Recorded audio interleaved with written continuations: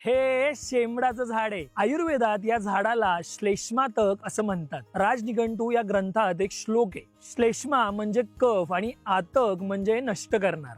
पोटाचे विकार, त्वचा रोग, जखमा, अतिसार, शक्तिवर्धक, वीर्यवर्धक ते लघवीची होणारी जळजळ या सगळ्यांसाठी हे झाड गुणकारी.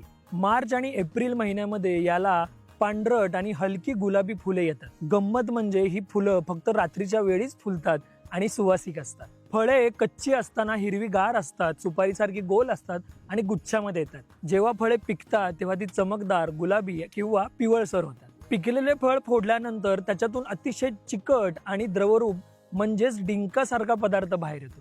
आणि म्हणूनच गमतीने गावाकडे ह्या फळाला किंवा या झाडाला शेमडाचं झाड म्हणतात.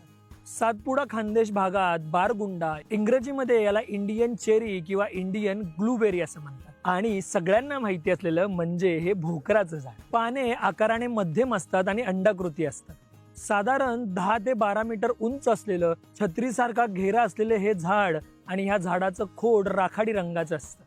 तसेच हे झाड पानझडी. भारतामधलं मूळ रहिवासी असलं तरी चीन, तैवान आणि इंडोनेशिया या देशात सुद्धा हे झाड आढळतं. महाराष्ट्र आणि राजस्थान या भागात कच्च्या भोकराच्या फळांचं लोणचं केलं जातं. हे लोणचं भूक वाढवणारं आणि पचनासाठी उत्तम मानलं जातं. कोवळ्या पानांची आणि कच्च्या फळांची भाजी आपल्या आतड्याला ताकद देते आणि पोटातील जंत नाहीसं करतं. निसर्गातील फेविकॉल, केसांसाठीचं नॅचरल कंडिशनर, ते उन्हाळ्यात पक्ष्यांसाठी असणारी एनर्जी ड्रिंक आणि त्यांचं आवडतं घर म्हणजेच भोकराचं झाड. पावसाळ्याची सुरुवात झाल्यानंतर बियांपासून किंवा कलम करून याचं रोप लावता येतं. 1-2 वर्ष काळजी घेतल्यानंतर पुन्हा ह्या रोपाला पाणी देण्याची गरजच लागते. मग या पावसाळ्यात भोकराचं झाड नक्की शेताच्या बांधावर लावा. तुम्ही भोकराची भाजी किंवा फळं खाल्लेत का? भोकराला तुमच्या भागामध्ये काय म्हणतात कमेंट जरूर करा. आणि हो, हा व्हिडिओ शेअर करायला विसरू नका. अशा नवनवी व्हिडिओसाठी नक्की फॉलो करा. धन्यवाद.